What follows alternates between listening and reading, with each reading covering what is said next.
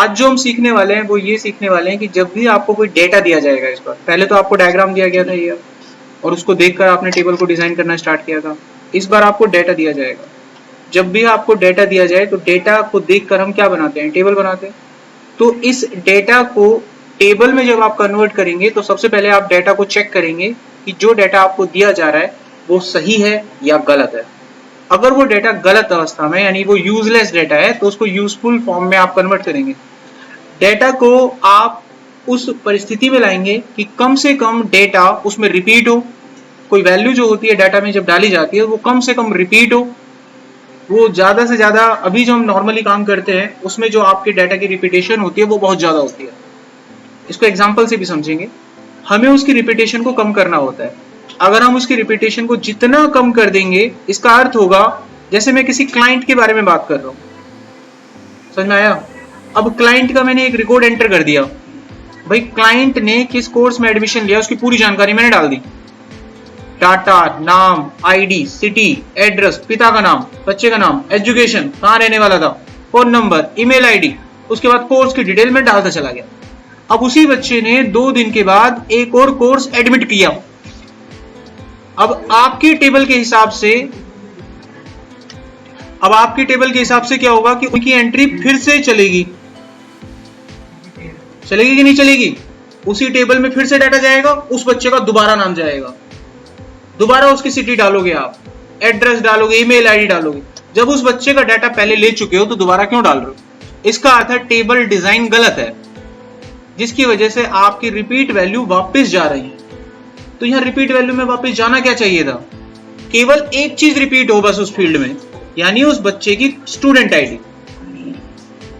और कोर्स का नया नाम रिपीट थोड़ी ना बोलेंगे उसको, वो नया नाम हो गया। रिपीट क्या हो रहा है? कोर्स आईडी, जिसके आधार पर हम उसको पहली वाली टेबल से कनेक्ट कर पाएंगे कि इस बच्चे का नाम क्या था, इसकी ईमेल आईडी क्या है। तो कुछ छोटा छोटा हिंट आपको मिल रहा होगा कि एक्चुअली क्या होने वाला है यहाँ पर। तो हम इसके फॉर्मेट को समझेंगे कि डेटा को देखकर डेटा को सही अवस्था में कैसे लाते हैं। डेटा जब आपके पास आएगा तो उसको 3 स्टेज से पार करेंगे हम, स्टेज 1, स्टेज 2, स्टेज 3। अब इनको तो मैंने अपनी नॉर्मल भाषा में स्टेज का नाम दिया है, इनको टेक्निकल सीक्वल की भाषा में नॉर्मलाइजेशन फॉर्मेट कहते हैं, यानी नॉर्मलाइज फॉर्म। हेडिंग डाल सकते हो आप ऊपर, this is known as a normalize form.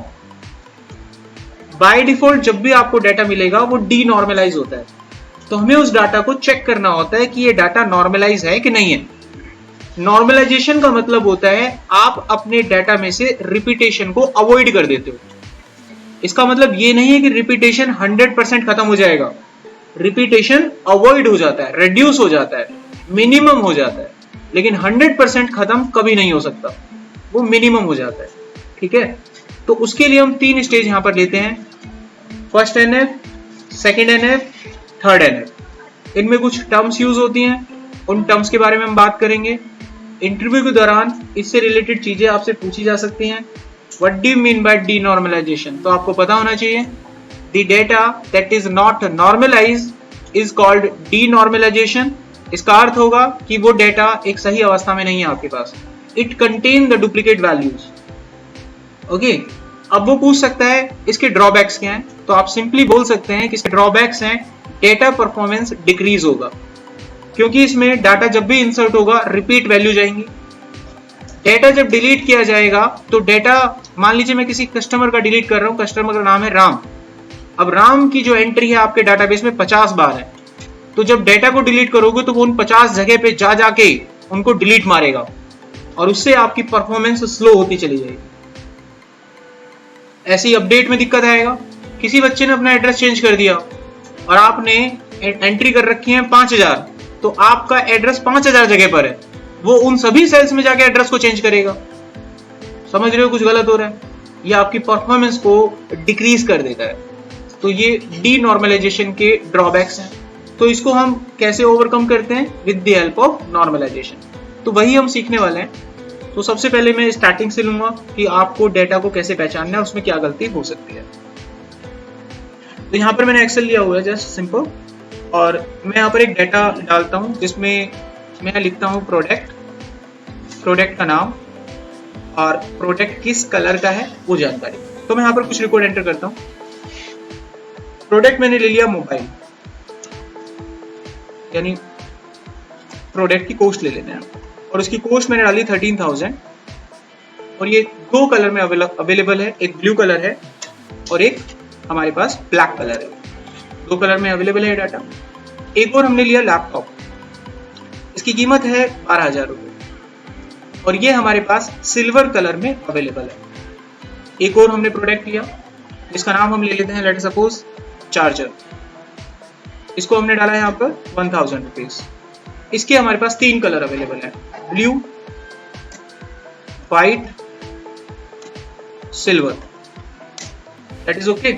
ये मेरे पास एक डाटा आ चुका है। अब इस डाटा को हम देखते हैं किस तरीके से हम इसको एनालाइज करेंगे। ठीक है, अब इस डाटा को जब आप रीड करें तो सबसे पहली हमारी जो फॉर्मेशन होगी वो होती है फर्स्ट एनएफ। तो फर्स्ट एनएफ क्या होता है उसको समझिए। डाटा को फर्स्ट एनएफ से चेक करते वक्त आपको दो चीजें चेक करनी है टेबल के डाटा में। पहला पॉइंट आप चेक करेंगे कि एक सेल में एक वैल्यू होनी चाहिए, यानी one cell have one atomic value. एक सेल में एक से ज्यादा वैल्यू अगर आपको दिखाई दे रही है तो आप समझ जाओ ये फर्स्ट एनएफ के रूल को वायलेट कर रहा है, तो ये डाटा सही अवस्था में नहीं है। अब इस सेल में हमें क्या दिखाई दे रहा है, देखो एक सेल में एक वैल्यू करेक्ट, एक सेल में एक वैल्यू करेक्ट, बट कितनी वैल्यू है यहाँ? तो ये डाटा फर्स्ट एनएफ के रूल को फॉलो नहीं कर रहा है, यानी ये डाटा इनकरेक्ट है। ठीक है, तो हमें पहला यहाँ पर फॉर्मेट पता लगा। अब हम इसको दूर करते हैं। दूर कैसे करेंगे? मैं फिर से ये टेबल डिजाइन करूंगा, मतलब पेपर पे करते हैं पहले। तो आप पेपर पे ऐसे ड्रॉ कर लीजिएगा डाटा अपना, प्रोडक्ट कॉस्ट, कलर। अब आप रिकॉर्ड डालें। यहाँ पर मैंने डाला मोबाइल, कीमत 13,000, कलर ब्लू, एक चला गया ना। अब इसी डाटा को मैं दोबारा डालूंगा, मोबाइल, कीमत 13,000 ही रहेगी लेकिन कलर ब्लैक में जाएगा। बात समझ में आ गई? सेम चीज आप नीचे के लिए करेंगे, लैपटॉप 12,000, सिल्वर, ओके करेक्ट। नीचे जाएंगे चार्जर के लिए, अगेन 1,000, यहां पर आप लिखेंगे ब्लू, फिर से लिखेंगे चार्जर, कीमत 1,000 और यहां पर आप लिखेंगे व्हाइट। सेम काम यहां पर करना है, चार्जर 1,000, सिल्वर। अब जैसा उसने हमसे कहा था हमने बिल्कुल वैसा ही करने की यहां पर कोशिश करी है। अब हम देखेंगे क्या ये उस रूल को फॉलो करता है जैसा वहां बोला गया था, एक सेल एक वैल्यू, बिल्कुल करेक्ट है। और कोई भी डाटा यहाँ पर आपका मिस नहीं हुआ है, सारी जानकारी हमें यहाँ साफ पता लगता है कि दो मोबाइल हैं ब्लू और ब्लैक कलर का, एक लैपटॉप है सिल्वर कलर का और तीन चार्जर हैं ब्लू, व्हाइट और सिल्वर कलर। ये चीज समझ में आ गई। अब फर्स्ट एनएफ में इसके बाद एक पॉइंट और चेक करना होता है और वो होता है कि टेबल के अंदर जो भी टेबल आप ले रहे हैं उसमें एक की होनी चाहिए, यानी वो टेबल रिलेशन में होनी चाहिए। Table must be in a relation, table must be in a relation. Relation का मतलब होता है उस टेबल के अंदर एक प्राइमरी की होना चाहिए, दैट इज कॉल्ड अ की एट्रीब्यूट। अब ये की एट्रीब्यूट क्या होते हैं उसको समझना है, लिख नहीं सकते, उसको समझा ही जा सकता है। की एट्रीब्यूट उसको कहा जाता है, जैसे मैं आप लोगों के बारे में बात करता हूं तो आप लोगों के पास ऐसी बहुत सारे एट्रीब्यूट्स हैं जिसमें आपकी इंफॉर्मेशन स्टोर है। जैसे अगर मैं पूरी इंफॉर्मेशन आपकी बात करता हूं तो आपको मैं एक एंटिटी से रिप्रेजेंट करूंगा, स्टूडेंट। अब स्टूडेंट की बहुत सारी इंफॉर्मेशन होती है, student ID, student name, student contact number, student education, student city, दुनिया भर की इंफॉर्मेशन हो सकती है। ये जो मैं नाम यहाँ पर ले रहा हूँ ये सारे क्या कहलाते हैं? एट्रीब्यूट्स कहलाते हैं। इन सभी एट्रीब्यूट्स में एक ऐसा एट्रीब्यूट है जिसके आधार पर अगर वो एट्रीब्यूट मुझे पता लग गया तो मैं आपके बाकी सभी एट्रीब्यूट्स की जानकारी निकाल लूंगा। आप खुद दिमाग लगा के बताओ वो एट्रीब्यूट क्या है? Student ID. So that is called a की एट्रीब्यूट। अगर आपके पास इस तरह का डाटा आए तो आप अपने दिमाग से उस एट्रीब्यूट का पता लगाएं कि इसमें से कौन सा ऐसा एट्रीब्यूट है जिसकी हेल्प से अगर वो एट्रीब्यूट आपको पता लग गया तो उससे आप बाकी सारी जानकारी निकाल सकते हैं। दैट इज की एट्रीब्यूट। समझ में आया? तो यही चीज आपको यहां पर देखनी है। अब इस डेटा सेट पे चले जाओ आप, और एक बात और ध्यान रखना, जो की एट्रीब्यूट होता है उसके अंदर रिपीट वैल्यू नहीं आती। क्या नहीं आती? Repeat value. जैसे स्टूडेंट आईडी अगर आपको मिला है 15220, तो दूसरे किसी बच्चे को नहीं मिला होगा ये। अब बैंक में खाता खुलवाते हो तो बैंक आपको अकाउंट नंबर देता है, वो अकाउंट नंबर अगर आपको उसने दे दिया है कुछ भी, तो किसी दूसरे क्लाइंट को वो अकाउंट नंबर अब भविष्य में दोबारा नहीं मिलेगा। आप फोन निकालते हो तो एक फोन नंबर अगर आप चला रहे हो तो वो फोन नंबर भविष्य में किसी दूसरे को नहीं मिलेगा। आपका बंद हो गया तो जरूर मिल जाए, लेकिन आप अगर उसको चला रहे हो तो दूसरे बंदे पे वो फोन नंबर नहीं होगा। तो एक की एट्रीब्यूट वो रिपीट नहीं हो सकता। ठीक है, तो मैंने सबसे पहले तो आपको ये बताया कि डेटा को देखकर फर्स्ट एनएफ में कन्वर्ट करें, 1 सेल 1 वैल्यू, वो हमने कर दिया। अब इसमें आप ये एट्रीब्यूट पता करें जिसके आधार पर हम बाकी सारी वैल्यूज निकाल सकते हैं, और इसको पता करने का आसान तरीका होता है ऐसे एट्रीब्यूट को ढूंढो जो रिपीट ना हो रहा हो, तो उसे ही आप की एट्रीब्यूट बना सकते हैं, बाकी किसी को नहीं बना सकते। तो ढूंढो, जरा दिमाग लगाओ। प्रोडक्ट को बनाकर देखा अगर आपने तो बनेगा? नहीं बनेगा, कारण रिपीट मार रही है वैल्यू। अच्छा, कोस्ट को बनाए तो बनेगा? नहीं बनेगा, रिपीट मार रही है। कलर को बनाए तो बनेगा? रीजन, रिपीट मार रही है। सिल्वर देखो रिपीट मार गया, ब्लू रिपीट मार गया, तो बनेगा क्या? अब इसका सॉल्यूशन ये है, जब एक एट्रीब्यूट से काम ना चले तो पेयर बनाओ। अब पेयर रिपीट नहीं होना चाहिए। जब एक से काम नहीं चल रहा है तो पेयर ढूंढो। अब ऐसी कोई जानकारी जो पेयर में चले, जैसे कि बैंक वाले इस चीज को करते हैं, आईटीआर डिपार्टमेंट, अकाउंट नंबर और आपका आधार कार्ड नंबर पेयर पे काम करते हैं। तो पेयर से पता लगा लेते हैं कि कहां पर आपका ट्रांजैक्शन चला है, कितने का चला है, कहां नहीं चला है, वगैरह वगैरह। तो यहां पर पेयर बनाओ। किसका पेयर आप बना सकते हो जो रिपीट ना हो रहा हो? Product and colour. नहीं, कोस्ट नहीं बनेगा। आप देख सकते हैं ये पेयर रिपीट मार रहा है, तो प्रोडक्ट और कलर को आप देख लो, कहीं पर भी पेयर रिपीट नहीं मार रहा होगा। इसको दिखाने के लिए मैं एक्सेल में इसलिए आया हूं क्योंकि काम करना आसान हो जाएगा। मैंने ये डाटा लिया और यहां इस पेयर को लिया। अब मैं यहां पर इसको ड्रैग करता हूं। कोई भी वैल्यू मुझे बता दो जो रिपीट हो रही हो, देख लो चाहे आप कोई भी वैल्यू बताओ जो रिपीट हो रही हो यार, हर डेटा अलग है। सो ये साफ इशारा करता है कि इसमें जो मेरा की एट्रीब्यूट बनेगा दोनों को मिलाकर बनाया जाएगा, this one and this one.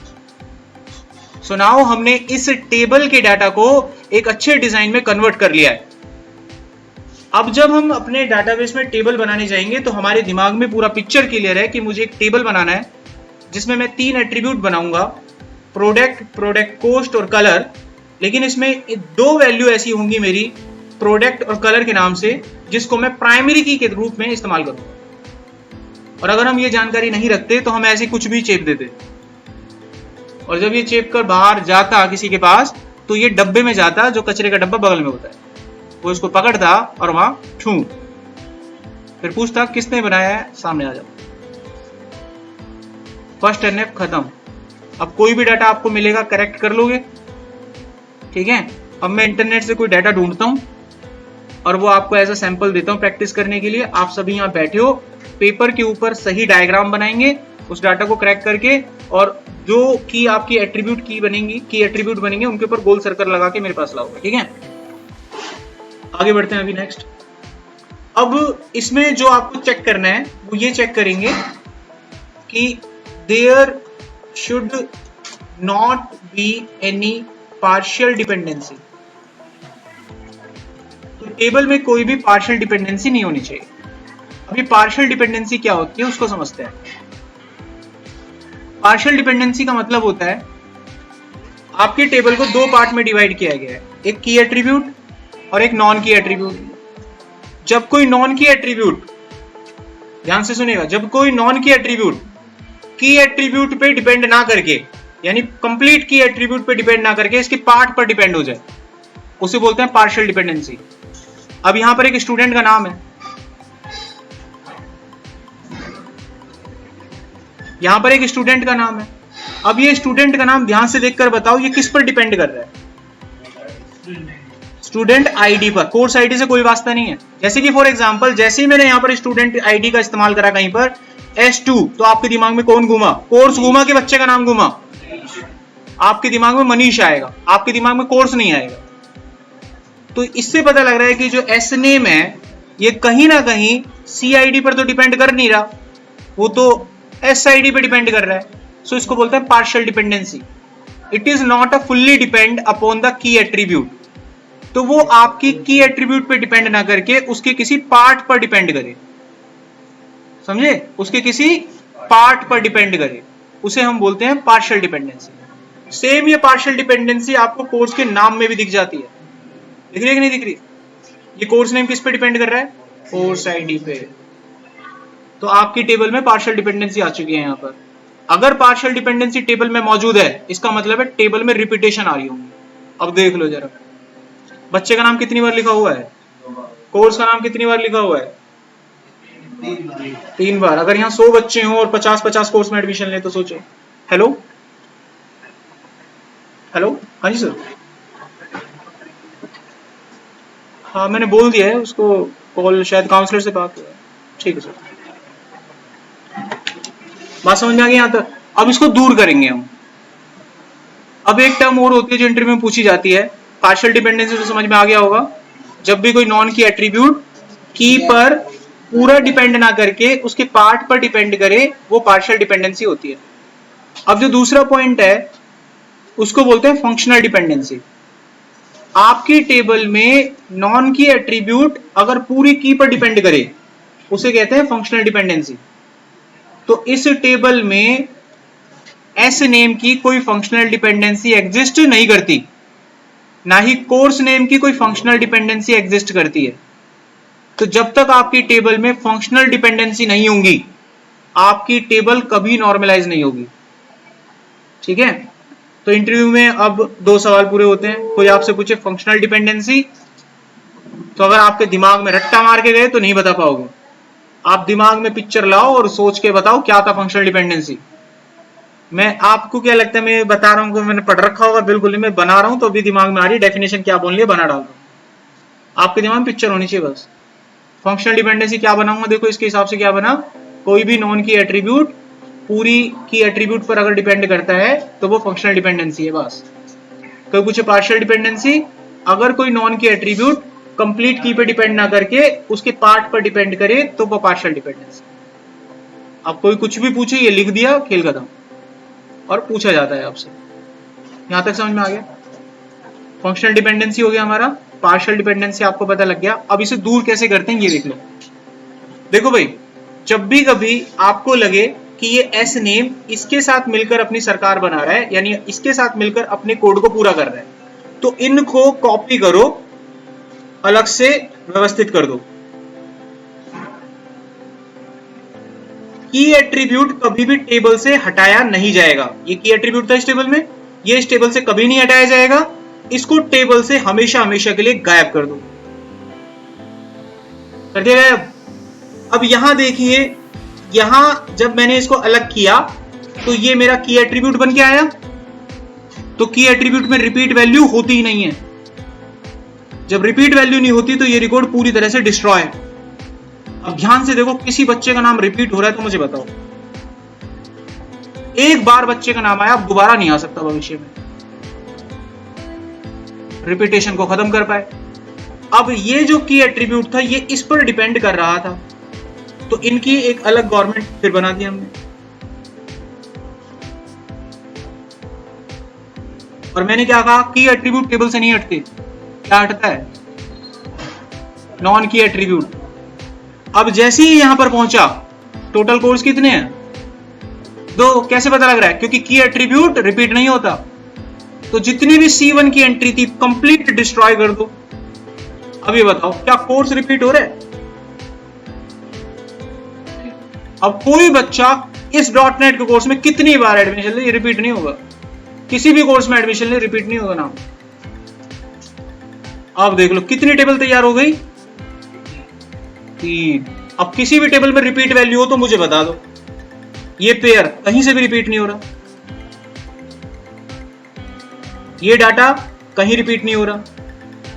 Table को चेक कर लो, किसी भी टेबल में फर्स्ट NF और 2 NF का कोई रूल वायलेट नहीं हो रहा है। चेक करते हैं, इस टेबल में फर्स्ट NF का कोई रूल वायलेट नहीं है। 2NF का कोई रूल वायलेट नहीं है, कारण कोई नॉन की एट्रीब्यूट है ही नहीं इसमें। प्रॉब्लम तो जब हो जब कोई नॉन की एट्रीब्यूट हो। तो ये पार हो गया फर्स्ट से भी 2 से भी। इसको चेक करो, इसमें फर्स्ट NF का कोई वायलेशन नहीं है। 2NF का वायलेशन जिंदगी में नहीं हो सकता, क्योंकि वो तो तभी होता है जब 2 या 2 से ज्यादा एट्रीब्यूट की एट्रीब्यूट होते हैं। यहां पर जब एट्रीब्यूट ही एक है तो पार्शियल डिपेंडेंसी कहां से पैदा हो जाएगी? समझ में आया? इसी वजह से मैंने एक कॉलम वाले तथ्य को गलत करार दिया था कि जब टेबल में एक ही एट्रीब्यूट बना दोगे तो मैं पार्शियल डिपेंडेंसी कहां से समझाता। अब इसमें भी देख लो, ना तो इसमें फर्स्ट का कोई दिक्कत ना 2 का कोई दिक्कत, और जैसे ही आपने इनको इस स्टेज से गुजारा टेबल एकदम नॉर्मलाइज हो चुका है। अब डाटाबेस में आप 3 टेबल का क्रिएशन करोगे और फिर डेटा डालना चालू करोगे। तो कुछ इस तरीके से आप 2NF क्रॉस करेंगे। कोई डाउट, कोई क्वेश्चन है तो पूछ सकते हो।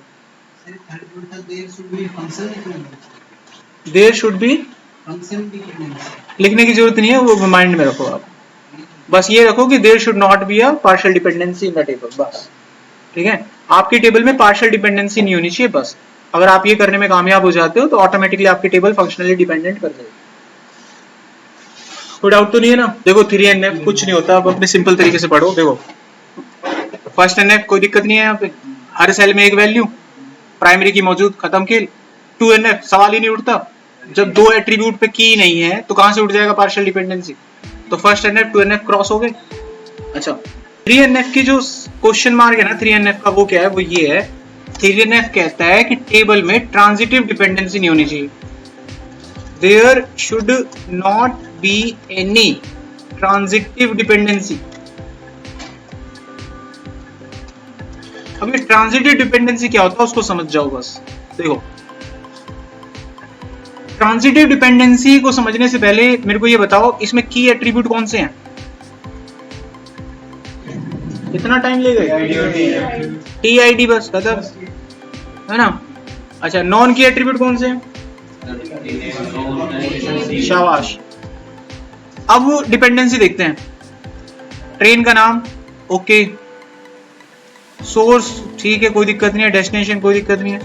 कुछ चीज ऐसी नहीं लगती तुम्हें जो सीट में मुझे कुछ गड़बड़ लग रहा है। अब इसको बताते हैं क्यों लग रहा है। ये जो सीट है ना, ये किसी भी कीमत पर ट्रेन की आईडी से डिपेंड नहीं कर पा रहे। ये सीट कहीं ना कहीं ट्रेन के नाम से डिपेंड कर रही है। क्या नाम है इसका? गरीब रथ। तो गरीब रथ अगर ट्रेन है तो उसमें सीट कितनी है? अगर गरीब रथ ट्रेन कभी दोबारा आ गई तो उसमें सीट 216 ही मिलेंगी। इसको ट्रेन आईडी से कोई मतलब ही नहीं है। कुछ कनेक्ट कर पाया?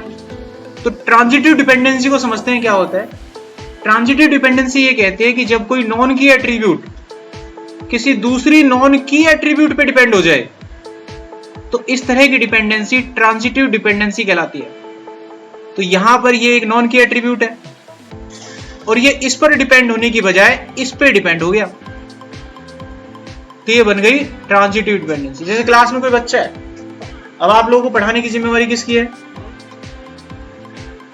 जिम्मेवारी तो नहीं कहता मैं इसे, बट आप लोगों का कोर्स खत्म करने का काम किसका है? टीचर का है। जिम्मेवारी नहीं होती भाई हमारी, कोर्स खत्म करना है। ओके, कभी सीरियस हो जाओ। तो हमने आपको कोर्स पढ़ा दिया, लेकिन यहाँ पर मान लीजिए कोई बच्चा ऐसा बैठा है जिसको कोई भी डाउट होता है, वो मुझसे पूछने के बजाय किसी एक फलाना बच्चे को टारगेट कर रहा है और उसी से पूछे जा रहा है। तो कभी भी देखना, जो आपकी क्लास में प्रधान होगा ना, फिलहाल तो मैं अपने आप को मानूंगा, तो जो भी होगा, जो प्राइम होगा, उसको एलर्जी स्टार्ट हो जाएगी। उसको शोर कहते हैं ना, जैसे आपस में बात करोगे तो मैं नाम लेके बुलाऊं, क्या है यार ये क्या, जबकि आप सही कर रहे थे। आप कहोगे मैं तो सर पूछ रहा था, तो उसको क्यों पूछ रहे हो जब मैं हूं तो यहाँ पे? आपको भी आएगा इसमें। सेम काम यहाँ होता है। तो वो आप दोनों को क्या कहेगा? क्लास के आउट, बाहर जाके अपने डाउट दूर करो। सेम चीज यहाँ ऐसे ही होती है। तो अगर आपको लग रहा है कि ये दोनों यहाँ अपनी अलग सरकार बना रहे हैं, आउट कर दो इनको। देखो कैसे, इसको पकड़ो, कॉपी और यहां डालो पेस्ट। अब इस चीज को पकड़ो, कॉपी और यहां डालो पेस्ट। डाल दिया। अब इतना करने के बाद इन दोनों में से किसी भी एक कॉलम को आप हटा सकते हो, किसी भी एक कॉलम को, कोई फर्क नहीं पड़ता, जिसका आपका मन करे आप हटा दो। तो आप किसको हटाने की कोशिश करोगे? सीट को। ट्रेन का नाम फिर भी एक वाजिद आपके पास एट्रीब्यूट है, तो मैंने सीट नाम के कॉलम को यहां से डिस्ट्रॉय कर दिया, इनकी सरकार अलग कर दी। अब यहां देखिए रिपीटेशन कैसे आपका बचा, रिपीट नहीं करेंगे हम, यहां पे रिपीट नहीं करेंगे। यहां पर मैं अपना एट्रीब्यूट इस ट्रेन नाम को दे दूंगा। अब आपकी रिपीटेशन देख सकते हो खत्म हुई। अब अगर मुझे इस ट्रेन की जानकारी चाहिए तो मुझे पता है कि ये नाम रिपीट नहीं हो रहा होगा, तो इसकी जानकारी मैं इस टेबल से जाके कभी भी ले सकता हूं। मुझे मालूम है कि ये ट्रेन 2 नंबर से चल रही है, ये यहां से आती है, यहां पे जाती है। हर एक जानकारी मैं निकाल पा रहा हूं इसी टेबल से, और विदाउट एनी रिपीटेशन। 2 बार तेजस लिखने की क्या जरूरत है, 2 बार 180 लिखने की क्या जरूरत है, कोई जरूरत नहीं पड़ी। और ये टेबल हमारी यहां कनेक्ट हो गई।